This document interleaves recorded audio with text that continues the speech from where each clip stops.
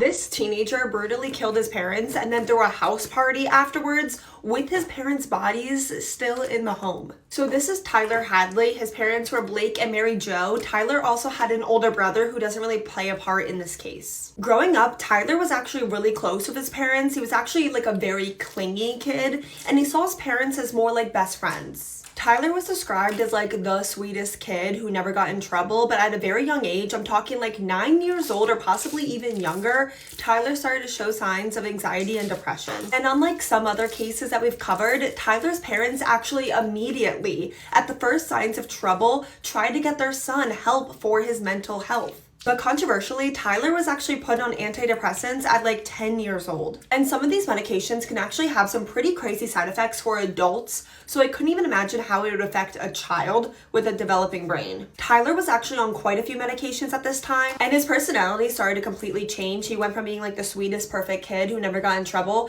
to acting out, rebelling, and actually committing petty crimes. And the relationship between Tyler and his parents also started to change because they used to be like best friends. Tyler never got in trouble. Now they have to discipline Tyler all the time. And at only 11 years old, Tyler told one of his friends for the first time that he wanted to kill his parents. And by only 12 years old, Tyler was experimenting with substances and also drinking. The relationship between Tyler and his parents is completely rocky. Tyler's getting in trouble all the time. He's acting out, he's rebelling. So his parents are grounding him, they're disciplining him, and then Tyler would resent his parents because he was getting in trouble. It's really important for you guys to understand that Tyler's parents are not bad people. They are good people. They're really good parents. All they're trying to do is discipline their 11-year-old, 12-year-old, 13, 14, 15-year-old son as Tyler grows up. If they were bad parents, they just wouldn't do anything. They would just let Tyler screw up his life. But they were actually really good parents, which is why they were trying to get him on the right track. But Tyler hated them anyways, and by July of 2011, Tyler was 17 years old, and he started telling all of his friends that he wanted to kill his parents, but not only that, he wanted to kill his parents and then throw a huge house party afterwards. And by July 16th, 2011, Tyler began to plan that party. Tyler made the now infamous post on social media, "Party at my crib tonight, ... maybe." Tyler was unsure in his post if there was going to be a party because he was still contemplating if he could go through with killing his parents or not, but in the end, he decided that he could. Tyler got a hammer from the garage. He went into the living room where his mother, Mary Jo, was on the computer. He snuck up behind her and he hit his mother over the head with the hammer. He actually struck his mother, Mary Jo, 36 times. Tyler's father, Blake, is in the other room. When he hears the commotion, he runs in, and when he sees what his son has done, his youngest son has done to his mother and his wife, Blake's wife, all he says to his son is, "Why?" And Tyler says, "Why the F not?" before attacking his father, Blake, as well. And he struck his dad with the hammer 39 times. Very violent, brutal attack, just filled with so much rage and anger. And you have to ask yourself, why? Tyler dragged his parents' bodies into the bedroom, and then he threw whatever he could find on top of their bodies. Furniture, pillows, wrapping paper, literally whatever he could find, he just threw on top of their bodies. He then went to clean up the crime scene because he had a party to plan. He took a shower and then he posted that the party was on. Like 100 people went to Tyler's house party that night with no idea that there were 2 murder victims in the other room. And for whatever reason, Tyler felt like he needed to tell someone his little secret. So in the middle of the party, Tyler went up to his best friend, Michael, since they were best friends since they were 8 years old, and told him that he killed his parents and his parents' bodies were in the other room. Michael does not believe Tyler when Tyler says he killed his parents. He thinks it's some sick, weird joke. So Tyler brings Michael into his parents' bedroom, and even though Tyler had thrown all that stuff on top of his parents to try and cover their bodies, Michael could still see their bodies underneath all of it. Michael, he's only 17 years old. He's like a baby. He just found out that his best friend since he was 8 years old has killed his parents. Michael probably knew Tyler's parents and knew them well. Michael's in a state of shock. He's horrified, he's terrified, he's in disbelief, but Michael doesn't want to let on to Tyler that he's terrified of him and shocked and horrified by what he's done, because Michael doesn't know what Tyler will do next. There's a house full of people having a party in this house, and he doesn't know if Tyler's gonna just go and kill them all. So Michael, he tries and plays it cool. He stays at the party for a little bit longer, acting like he has no idea that there's 2 dead bodies in the other room. He's just at the party, he's hanging out, he's playing beer pong. And after he's been at the party for a little bit, Michael goes up to Tyler and he tells him that he's gonna head home. But before he leaves, he takes one last selfie with his best friend Tyler. Very infamous photo now in this case because Michael knows that will be the last time he'll ever see his best friend. Michael left the party and he called 911. The police immediately show up. The party is still kind of going on, and the police find Tyler's parents' bodies in the house while there's still people there like partying. Tyler was immediately arrested. He pled guilty, so there was no trial, and he was sentenced to life in prison without the possibility of parole, but that was later changed to life in prison with the possibility of parole. So there's a chance that one day he could be released, but I seriously doubt it because allegedly Tyler has never once shown remorse for what he's done. This is such a messed up case for so many reasons. There's so many levels and layers to it. Tyler had an older brother who was off at college while his brother killed his parents. When you're in college, you're still so young, you're like a baby. So this young man goes off to college and then his entire family is just gone. Tyler's parents, Mary Jo and Blake, were good people, good parents that absolutely did not deserve what happened to them. Their lives were brutally taken from them, and for what reason? So their son could throw a one house party and be in handcuffs only a couple hours later. I'm sure it was really disturbing for all the young people that attended Tyler's party to realize that they were in a crime scene and there were dead bodies in the other room. But especially there was probably so much trauma for Michael, who actually saw Mary Jo and Blake's bodies and then had to turn on his best friend and turn his best friend into the police. What are your guys' thoughts on this case? Have you ever heard of this case? What do you think Tyler's motive was? He was a sweet kid who was so close with his parents. He was like a mommy's boy.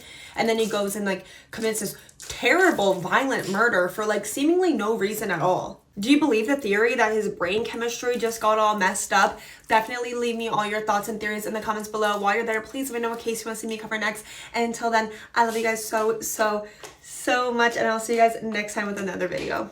This is the happiest prisoner on death row. If you've never heard the case of Joe Arity, buckle up because this is a very insane and devastating story. It was very clear in Joe Arity's childhood that he was developmentally delayed. By the time that Joe started school, he was still nonverbal, and unfortunately this was the 1920s, so there weren't as many resources for Joe as there would be today. His school actually told Joe's parents that Joe was incapable of learning, so they just didn't try. They just like kicked him out of school, and because of this, even as an adult, Joe couldn't read or write and barely could communicate. So Joe just spent a lot of time alone playing with toys in his room or walking around the neighborhood, and it was during one of these walks when Joe was 14 years old, he was ganged up on by a group of teenage boys. And this group of older boys actually ended up SAing Joe. A nearby officer actually ended up catching them and stopping the boys, but instead of arresting the boys, the officer blamed Joe for allowing it to happen. He called Joe disgusting and also called Joe's mental and learning disability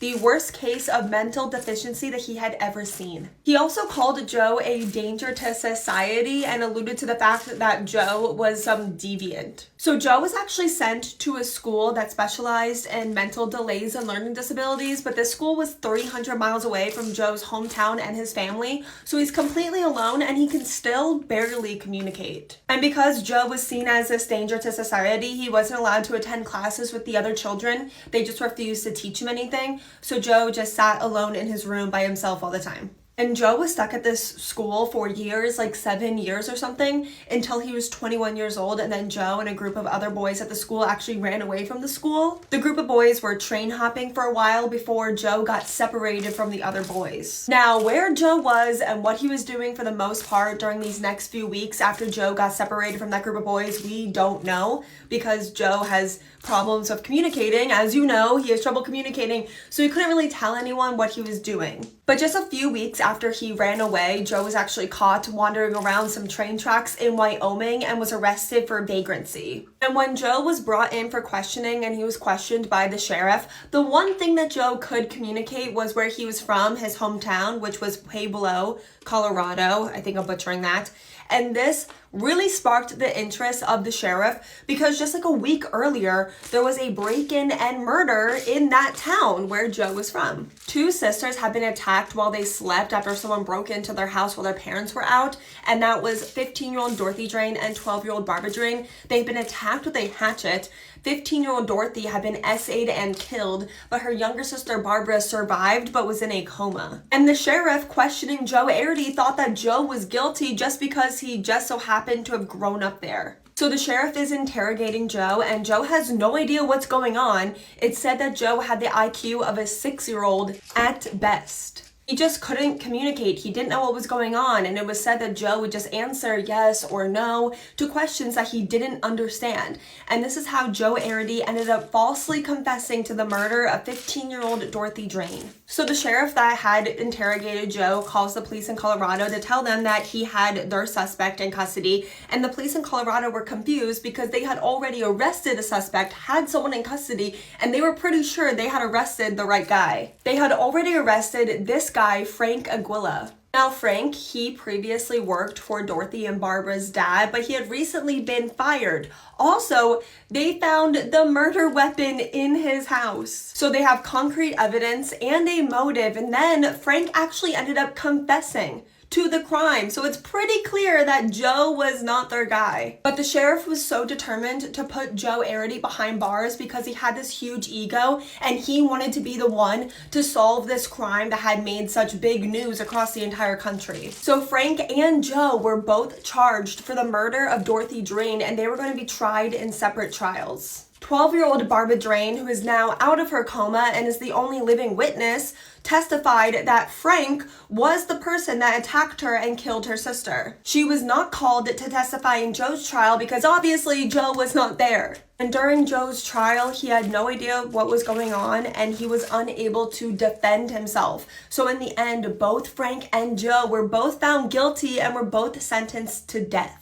And on death row, Joe had no idea that he was in jail for murder. People said that he smiled every single day, that he was the happiest guy ever. That all day he just played with toys that the warden of the prison actually gave him. The warden of that prison actually got really close to Joe. He knew that Joe was innocent, and it was actually him that coined Joe the happiest prisoner on death row. He knew that Joe did not belong on death row, and he actually tried to appeal Joe's conviction, but sadly he failed. When it was time for Joe to pick his last meal, he did not answer because he did not know what that meant. Like last meal, he didn't understand what they were asking him, so the prison just brought him his favorite food, ice cream. Joe had no idea what an execution was or that he was going to be executed that day after he finished his ice cream, so he actually left some of the ice cream behind in his cell so he could enjoy it later that day. And at the age of only 23 years old, Joe Arity was executed on January 6, 1939. This case became more well known in the 90s after an author wrote a book about Joe, and then in 2011, 72 years after Joe Arity was executed,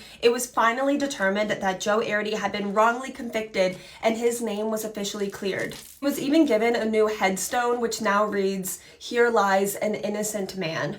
A school bus filled with 26 children, all kidnapped and buried alive. This is the largest case of mass kidnapping in American history. The Chowchilla kidnapping. This is one of the most bizarre true crime cases. You're gonna think that I'm telling you the plot of a movie. Ed Ray was the school bus driver that fateful day in California in 1976. He's driving his normal bus route. He's driving on a more rural stretch of land when he notices a white van stopped in the middle of the road. Thinking that maybe they're experiencing some kind of car trouble, he pulls over to try and help them, and that's when two men get out of the van. They have nylon stockings over their heads and they're carrying large weapons, and they start approaching the school bus. Ed has 26 children on his school bus, ranging in ages from 5 years old to 14 years old, and he's terrified if he makes one wrong move that these men are going to open fire on all these children. So for the time being, he complies with whatever they say. The two men hijack the school bus and begin driving it away, while a third kidnapper is following behind them in the white van. They drove to a secluded area, and that's when they loaded the 26 children and the school bus driver Ed into two vans, and then they drove those vans 12 hours. And the back of the vans are completely boarded up, so they're in these vans for 12 hours in total darkness. Can you even imagine the fear and confusion? Ed is the only adult in the situation, trying his best to be responsible for 26 children, try and keep them calm and keep them safe. And meanwhile, back home, dozens of parents are realizing that their children have not come home from school. The authorities find the school bus just abandoned in that secluded area, and now there's massive panic. Everyone knew about this for miles. Could you even imagine 26 children and their bus driver just all vanishing into thin air? And the phone lines are absolutely being blown up with hundreds of calls. People are calling in with tips. or theories. The media is calling, concerned family members and community members are calling. The phones are ringing off the hook. Meanwhile, the children and Ed have been in the back of this van driving for 12 hours. They're taken over 100 miles away from home, and then the van stops. And the three men, they come, open the door, and they take Ed, and then they slam the door. And then a while later, they go back and they take another child and then slam the door. And then a bit later, they go and take another child and they slam the door, and this continues. And the people, the children that are still left in the van, have no idea what's happening to their friends or if they're even alive. Luckily, they were all alive. The three kidnappers took them all, each one by one, asked them what their names were, then made them remove what they were wearing, and then directed them to climb down into a hole that they had buried underground. The three kidnappers had buried a small moving van underground, and it was small, 27 feet long, and now there's 27 people in it. There was dirty mattresses on the ground, a small amount of food and water, and then the kidnappers took one single roll of toilet paper, threw it down at them, and then told the 26 children and Ed that they would be back for them later, and then covered the hole with a manhole grate. I keep going back to how terrifying this situation would be for anyone, but this is happening to children as young as 5 years old. And then they hear dirt being thrown on top of that manhole cover. They are being buried alive 12 feet underground. And you're probably all wondering what kind of monsters are doing this. Well, you might be surprised to learn that these three kidnappers are all in their early 20s and extremely wealthy. For context, the ringleader in this mass kidnapping scheme, Fred Woods' family, made $80 million the year this happened in 1976, which would be almost $400 million in today's money. And Fred's accomplices were brothers named James and Richard Schoenfeld, and they also came from a wealthy family, but all three men were lazy and did not want to work and were being cut off from daddy's money. They're all in massive debt, but they're lazy. They don't want to work. They want a get-rich-quick scheme, and that's how they came up with the idea to kidnap a school bus full of children so they could ask the state of California for a $5 million ransom for the children's safe return. And they planned this out for about a year and a half. And after they buried the 26 children and Ed underground, they went back home to call the authorities and make the ransom demand. But remember, the phones are ringing off the hook with those hundreds of calls of tips and the media and concerned citizens. So their call for ransom demand could not go through. The three men decided that they were just going to try and call later. And in the meantime, they would take a little nap. You know, they had such a long day, but they napped so long, in fact, that Ed and the 26 children had been buried underground for over 12 hours. And they were running out of air. The small amount of food and water that the kidnappers had left for them, it was gone. The chances of them even getting out of this hole alive to be given up for ransom were looking slim. It had been over 12 hours and the kidnappers never came back like they said they would, and this just shows the amount of bravery and the will to survive that these children had, because they were going to get out of here. They began stacking those mattresses that were thrown on the ground on top of each other, and then started to stand on each other's shoulders so they could reach that manhole cover 12 feet above them. The oldest of the children was a 14-year-old boy named Michael Marshall, and he was able to kind of wiggle the manhole a little bit. So Ed, the bus driver, he climbs up and he holds it open to him just a little bit so that Michael was able to go in and wedge a piece of wood so he's able to wiggle the manhole actually off. The kidnappers had also put a heavy wooden box on top of the manhole, so 14-year-old Michael starts bashing at the wood and tearing at it with his bare hands until 16 hours after they were first imprisoned, he sees sunlight. 14-year-old Michael has just freed them. He's so brave because he's the first one to leave the hole, and he has no idea if the kidnappers are going to be out there waiting for him. And then Ed lifts each child one by one to Michael until they're all free. All 27 of them are outside of the hole, and now they're looking around and they're in the middle of nowhere. There's just rolling California hills surrounding all of them. They're in this like mining area. They actually have been buried under a rock quarry. And there was an employee at the rock quarry that was about to go home. His shift was over, and he sees these 26 children and Ed just wandering around and realizes that they are the kidnapped children that everyone's been talking about. And when Dumb and Dumber finally wake up from their nap, they see on the news that, oh, all our kidnapping victims have been found alive. They try to flee the country. It was actually extremely easy to identify that these men were the ones who did this because the rock quarry that they were all buried under, it belonged to Fred's father, and Fred had been seen by multiple employees digging holes at the rock quarry, and since Fred really only hung out with the Schoenfeld brothers, they were easy suspects. And their homes were just filled with evidence,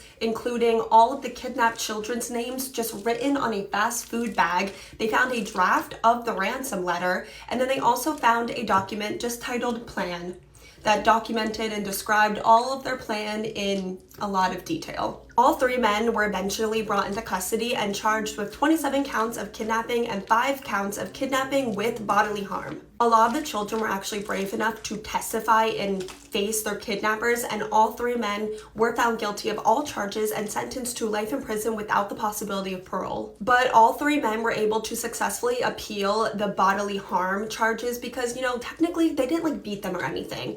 But all, or at least most of the children and Ed suffered with lifelong PTSD, trauma, anxiety, on top of the fact that they almost died down in that hole and they had to fight their way out to survive. But the court system decided that they did not count as bodily harm enough. So their sentences were all reduced to life in prison with the possibility of parole, and today all men have been released on parole. Richard was released in 2012, James was released in 2015, and Fred was released pretty recently in 2022. I know you guys are gonna have a lot of opinions, a lot of thoughts about this case. If you guys are still with me, thank you, because I know this was a long one. I'm gonna be reading all your guys' comments, replying to as many as I can. Let me know all your thoughts and opinions on this case. I know they'll be strong. And also while you're there, let me know what case you want to see me cover next. I love you guys so much. You have no idea, and I will see you tomorrow.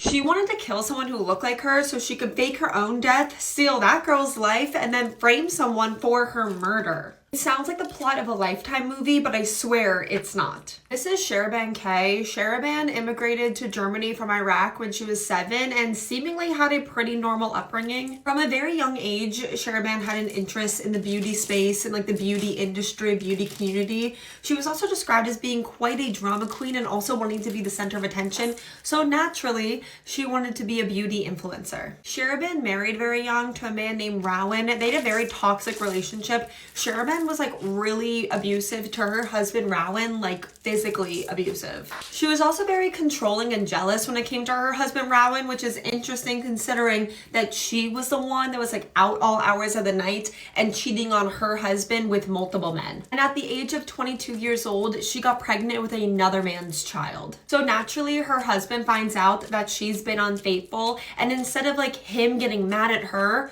she got mad at him for finding out that she was cheating and attacked him. Sheriban ended up choosing not to keep her baby, and because she was such a terrible wife and person, her husband Rowan got a protection order against her and also filed for divorce. After her divorce, Sheriban got really lost. She started hanging out in the bad part of town with the wrong crowd. She got involved in substances and also petty theft. She was also hooking up with a lot of people at this time, which is whatever, but she was asking these men that she was hooking up with if they would kill for her. Sheriban wanted a member of her ex-husband Rowan's family dead, so she ended up giving one of the guys that she was hooking up with 5,000 euros to kill them, but they ended up scamming her and just taking off with her money. So Sheriban came up with an even crazier plan. She was going to find her doppelganger, someone that she thought looked just like her, so she could kill that girl, fake her own death, steal that girl's life, and also frame her ex-husband Rowan for her murder. Sheriban created all these fake profiles on social media so she could DM aspiring influencers,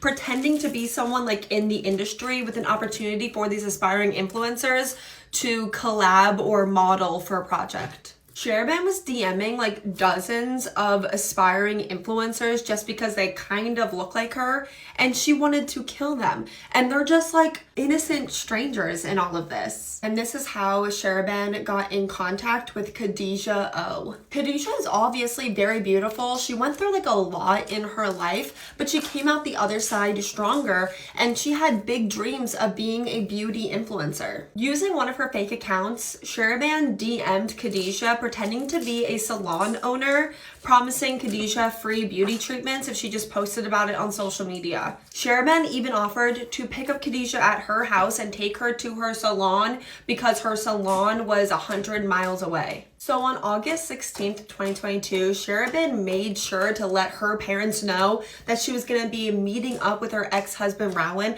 Because remember, the plan is to frame her husband for her murder. She's going like full Gone Girl. She thinks she's like Gone Girl or something. But when Sherabin never came home, her parents went out looking for her. They drove to her ex-husband's house because that's where she said she was going to be. But on their way there, they found their daughter's car parked on a street like right near her ex-husband's house. They walk up to their daughter's car and they're looking in the back seat, and can you imagine, in the back seat of the car they see a young girl's body, her bloody body, which they obviously thought was their daughter. This young woman who was in Sherabin's back seat had been brutally attacked. She was attacked 56 times with like a sharp weapon that you would find in your kitchen, primarily in her face. The media began immediately reporting that Sherabin was found murdered in her own car near her ex-husband's house, so her ex-husband Rowan is clearly the prime suspect, which is exactly what Sherabin wanted. But what Sherabin didn't take into account is the fact that DNA testing is a thing. So imagine the shock when they do the autopsy to find out that the body they have is not Sherabin, but another missing woman, Khadijah O. So what had really happened was that Sherabin had convinced a guy that she was hooking up with named Shakia, to kill this innocent stranger for her, Khadijah. And then together they attacked Khadijah 56 times, mostly in her face, because they were hoping that they wouldn't be able to find out that it wasn't Sherabin if her face was completely disfigured. Then together, they left Khadijah's body in the backseat of Sherabin's car and then parked it near her ex-husband's house. So hopefully people would think that it was Sherabin dead in her own car and that her ex-husband had killed her. And then the plan was obviously for Sherabin and her accomplice Shakia to run away together, live happily ever after, but they were caught and arrested the very next day. When Sherabin was arrested, she was wearing Khadijah's clothes and carrying around her purse that she had stolen from her body. The plan was like to completely take over Khadijah's life. Luckily, both Sherabin and Shakia were both found guilty and sentenced to life in prison. I'm not sure how old Shakia was, but Sherabin was 23 years old and so was Khadijah. Just so young. And if you watched the end of this video, like always, thank you so much. Leave me all your thoughts in the comments. And while you're there, please let me know what case you want to see me cover next. And until then, I will see you guys next time. This doctor essayed over 300 of his patients and got away with it for over 20 years. This story will absolutely disgust you. Robert Haddon tries to excuse his crimes by blaming his traumatic childhood. He says his parents were neglectful and that his older brother SA'd him. He actually says that there was an inappropriate relationship between all 4 of his siblings. Robert got married and had 2 children. He had big dreams of becoming a doctor, which he did later do. He actually got a job as a doctor at the Columbia University Hospital in Manhattan, which is a very well-known and respected hospital. And he got a job as a doctor in the OBGYN department as a lady doctor. He began working in like the late 80s, early 90s, and at first, Dr. Robert Haddon was very well liked and very popular with staff and patients alike. He was very friendly and gained the trust of all of his patients, but pretty much as soon as he started working as a doctor in this department, Robert Haddon began SAing his female patients. And he got away with it at first because Robert would only choose victims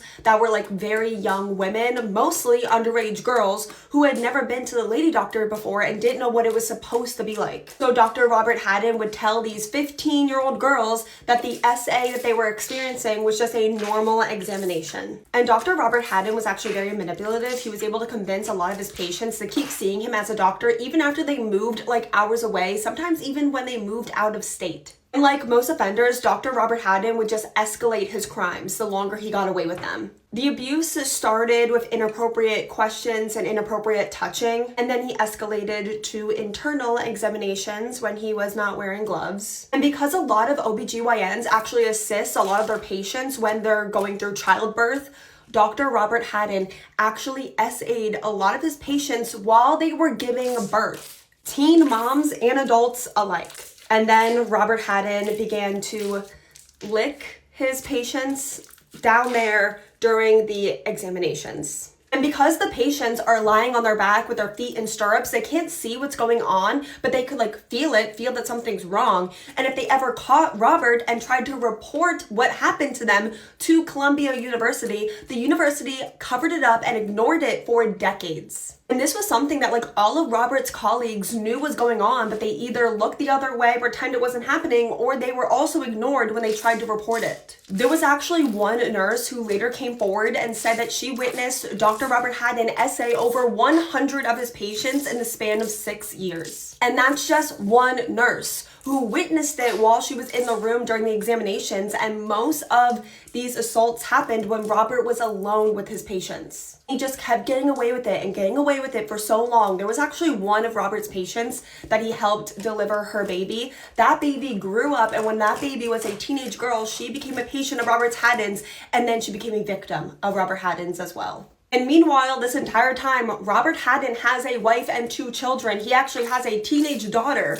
for most of this time that's like the same age or even older than some of his victims. It's disgusting. It's despicable. And then in 2012, a woman named Lori Kenyuk became a patient of Robert's. She was 8 months pregnant, and at first, she really liked her Dr. Robert. And then very quickly, she began to identify some odd things that were happening during her examination. Like she was pretty sure she heard her doctor moaning during the examination. And then there was another time during another examination where Lori felt something wet down there, so she like jerked up and went to go see what it was and realized that it was Robert's tongue. Lori begins freaking out. Her doctor, Robert, tries to explain himself, and Lori actually texts her boyfriend right then and there, "Dr. Haddon just licked my blank. I'm shaking and freaking out." Lori's boyfriend immediately comes to go get her, and he calls 911. And then later in the evening, when Robert hears that like Lori is freaking out and called 911, or her boyfriend called 911, he tries to call Lori, and she doesn't answer, obviously, because he just licked her. So he leaves her this voicemail. Take a listen. "Hi, Lori, it's Dr. Haddon calling. It's like 4:30 on Friday. I just got word that you called the office and you're upset and you were calling the police. What the heck happened? What's going on? Please, can we talk? If you can, please just give the office a call or come back and, talk face to face." That very day, it was a Friday, Robert was arrested. The hospital and Columbia University were told that there was an investigation being done against Robert for essaying his patients. The very next day, Saturday, he was released on bail, and Columbia University immediately started letting Robert see patients again. They let him back to work immediately. He was arrested Friday, and by Tuesday, he was back seeing patients. He wasn't spooked at all. He was very confident, and he immediately just went back to essaying his patients. Columbia University actually got Robert a really expensive, nice lawyer and eventually allowed him to just quietly and respectfully retire. The DA in New York did not want to prosecute Robert because there wasn't enough evidence, so Lori took her story to the press, and even though she was only given a very small article on like page 10 in the local newspaper, dozens of victims ended up coming forward. So the district attorney was actually kind of like forced, I guess, to do something because what the district attorney did next was just a huge slap in the face. The DA offered Robert Haddon a plea deal. He would only need to plead guilty to 2 charges, one of which was a misdemeanor. He would need to surrender his medical license, which didn't even matter because he had already retired. He would also need to register as an SA offender, and in return, he was given 0 jail time, and he was given immunity from ever being able to be prosecuted for SA crimes in the state of New York. So pretty much he just got away with everything and was given immunity in the future. And then in 2020, 4 years after that plea deal, another victims of Robert Haddon's came forward publicly for the first time. And that woman was Evelyn Yang. She had previously come out with her story as an anonymous victim because she was seen as a public figure. Her husband was actually a hopeful presidential candidate. But in 2020, she was finally brave enough to come out with her story and publicly come out as a victim of Robert Haddon's. She did a huge interview on CNN, which made this story huge. And after that, hundreds of women came forward as victims of Robert Haddon with their stories. And this caught the attention of the Department of Justice, and they wanted to press charges against Robert, but remember,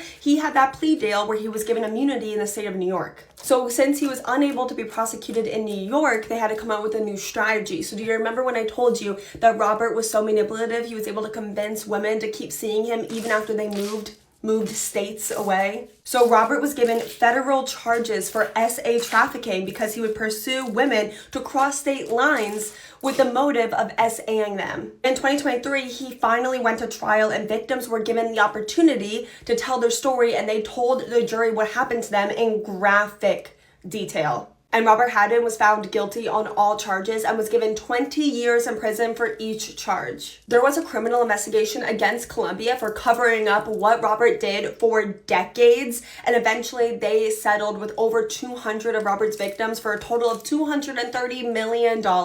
Over 300 victims of Robert have already come forward, but it's believed that there's hundreds of more victims out there, if not thousands. Reportedly, Robert Haddon would see thousands of victims every single year, and he got away with what he did to women for over 20 years, meaning there's potentially over 20,000 victims out there.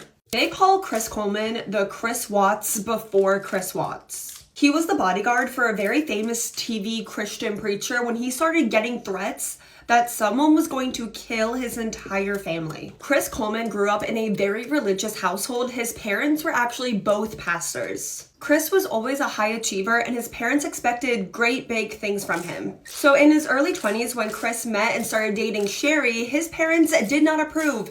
They did not like her. She wasn't who they expected their precious son to end up with. But that did not matter because Sherry was already pregnant. And very shortly after giving birth to their first son, they got pregnant with their second son. Chris previously had a career in the Marines, but now that he was a family man, he wanted a more stable career. So Chris took a job as a bodyguard for the very, very famous TV Christian speaker Joyce Myers. Now this is really, really crazy because growing up, my mom used to watch Joyce Myers like every single day. Joyce Myers is a very, very famous Christian TV speaker who would sell out tours all across the entire country. And although Chris wanted a career change because he wanted a more stable life and to be a family man, now he's traveling even more because he's the bodyguard for this person who's doing sold out shows all across the country all the time. And the perfect life that Chris and Sherry built began to crumble. Chris was always traveling, he was never home, so his wife Sherry is upset. And then when he was actually home, Chris would expect certain things from his wife Sherry, but Sherry's unhappy with her husband, so she's not in the mood. So Chris felt that his wife wasn't performing her wifely duties, so he started looking for it elsewhere. And then starting in November of 2008, something started happening that caused the Coleman family a lot of stress. Chris began receiving threatening, hateful emails threatening the lives of his entire family. So the sender of these emails supposedly hated Christianity, hated Joyce Myers, wanted Joyce Myers to stop spreading the word of Christianity, and if she didn't, they would kill Chris's entire family. So obviously these emails are strange for multiple reasons. If they hate Joyce Myers, why are they threatening the lives of her bodyguard's family? It's a little strange. The emails were literally coming from an email address that was destroychris@blah-blah-blah.com. Destroy Chris. It's a little on the nose. But the emails really freaked out Sherry, Chris's wife, and then it got even worse because Sherry found one of these threats in their mailbox, meaning that this person knows where they lived. So they reported it to the police. And it just so happened that one of the detectives actually lived on like the exact same street as Chris and Sherry. So he agreed to kind of keep an eye on things, but he also pointed one of the security cameras that he had installed for his home. He pointed it at the home of Chris and Sherry just to make sure. And then on the morning of May 5th, 2009, that detective got a call from the very frantic Chris Coleman. Chris told the detective that he was at the gym and he was trying to call his wife and his wife wasn't answering. So he asked the detective to go over to his house to make sure his entire family was okay. Inside the home, he found the bodies of Sherry and her 11 and 9-year-old sons, Garrett and Gavin. They had all been found in their beds and had all been strangled. There were disturbing messages spray painted all over the walls. Some of them read, "F you, I'm always watching." Some of them read, "You have paid." When they told Chris that his entire family was dead, murdered, he seemed oddly calm. Chris had an alibi. He claimed that when he left for the gym that morning, his entire family was alive. But it was later determined that his family's time of death was actually at 3 a.m., which made Chris's alibi completely impossible. Chris also had scratches all down his arms that he claimed he got, get this, from punching a pillow, because I guess pillows have nails and fight back now. Chris was not arrested at first for the murder of his family, although he was the prime suspect. They just wanted some more evidence before they made the arrest, and boy, did they get that evidence. So obviously, Chris's theory about what happened to his family was that the person that was sending him those threatening emails was responsible for killing his family. Remember, that detective pointed a security camera at his house, and that security camera found no one coming or leaving the day that his family died, except, of course,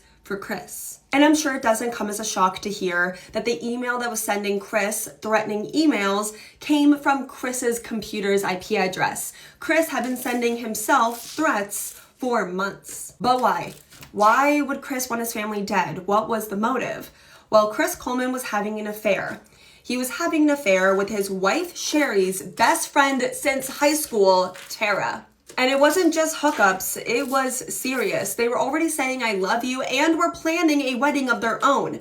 Chris had already gotten Tara a ring and they already had a date set for their wedding. And while Chris was attending the funeral for his wife Sherry and his 11 and 9-year-old sons, Chris was texting his mistress Tara the entire time. And the theory was that Chris wanted to be with Tara instead, but since he worked for a religious public figure, he thought that if he got divorced, he would get fired. There has been a lot of speculation over the years that Tara knew what Chris was planning to do to his entire family, but there hasn't ever been any concrete evidence of that. And if you're somehow not already 100% sure of Chris's guilt, they found his DNA under his wife Sherry's fingernails. He did not get those scratches on his arm from fighting a pillow, but from Sherry fighting for her life. Chris was arrested and his mistress Tara showed up every single day for the trial wearing the ring that he gave her. He was found guilty on all 3 charges and was sentenced to life without the possibility of parole, but to this day, he still maintains his innocence. He claims that he was framed and that the person that was sending him those emails killed his entire family and they hacked his computer to frame him for his family's murder. And Chris's parents, who always saw their son Chris as this precious being who could never do anything wrong, stuck by their son. They don't think that he is guilty. Even when faced with all this evidence, they wouldn't even admit that he was having an affair until there was concrete proof and he admitted to it. And they really blame Sherry for what happened to her and her sons because they are also really shitty people. But that's just my opinion. If you watched it in this video, thank you so much. And I will see you guys next time in my next video. The unsolved case of the serial killer, the alphabet killer, who chose his victims because of their names and was never caught. One thing that really scares me is uncaught serial killers, so I'm going to tell you about one of them. This case all takes place in Rochester, New York. The first victim was a 10-year-old girl named Carmen Colon, who vanished on November 16th, 1971 after never returning home from running some errands at the pharmacy. She was seen getting into a car that was parked near the pharmacy, and then only an hour later, 10-year-old Carmen was seen running on the side of the nearby interstate. She was just running alongside of the highway, and she's being chased by a dark brown car. It's chasing her, and Carmen's not wearing anything from the waist down, but she's frantically waving her arms and screaming for help from all the other cars that are also driving on the highway. The car that was chasing Carmen was able to catch up to her and throw her back inside of their car. And although dozens of cars witnessed this kidnapping, not a single one of them stopped to help Carmen. And then only 2 days later, Carmen's body was found. She had been essayed, her skull had been fractured, and she had been strangled. And then about a year and a half later, on April 2nd, 1973, 11-year-old Wanda Wakovich also vanished while running errands. And then tragically, only the next morning, the body of 11-year-old Wanda was found. She had also been essayed and strangled. There was male DNA on her body as well as several strands of white cat fur, and no one that Wanda knew had a pet of that color. And then about 7 months after that, the last confirmed victim, 11-year-old Michelle Menza, also vanished when she never returned home from school. And then 2 days later, Michelle's body was also found, and like the first 2 victims, she had also been essayed and strangled, but like the previous victim, Wanda, she also had the exact same male DNA on her as well as the exact same white cat fur. This positively linked Michelle and Wanda to the same killer, but all 3 girls are believed to be victims from the same serial killer. Because they were all girls around the same age, they all vanished from Rochester, New York, they all disappeared under similar circumstances, and all their lives were taken with the same MO. But there's one more puzzling detail that links all 3 of these victims together, and that's that the first and last name of each of these girls began with the same letter. Carmen Colon, Wanda Wakovich, Michelle Manza. Some skeptics think that that's a coincidence, but there's one more detail that kind of makes it seem like that was an intentional decision by the serial killer. And that is, although each girl was kidnapped in Rochester, New York, each girl's body was found in a neighboring town that matched their names. Carmen Colon was found in Churchville. Wanda Wakovich was found in Webster. Michelle Manza was found in Macedon. And this is why this uncaught serial killer is known as the Alphabet Killer. I really want to know if you guys think this is a weird coincidence or if this was an intentional decision that was done by the serial killer, and if so, why? And also, how would he know their names when he kidnapped them? And although over the decades, this case has had many theories and many suspects, to this day, this case remains unsolved and the Alphabet Killer remains uncaught. And if you're interested in learning more about this case or more about uncaught serial killers, watch the last week's episode of Hot on the Case. You can find it anywhere. Also, right here. You can find it right here. Just click right there and you guys can watch it. Hot on the Case is my true crime show. We talk all things true crime with a focus on the unsolved and unexplained. So if you're interested in this case, definitely go check that out and you can learn more about this case from last week's episode. If you guys have already seen Hot on the Case, let me know in the comments. Let me know what you think about it. While you're there, let me know all your theories on this case and what case you want to see me cover next here, as well as on Hot on the Case. And until then, I will see you guys tomorrow with another video.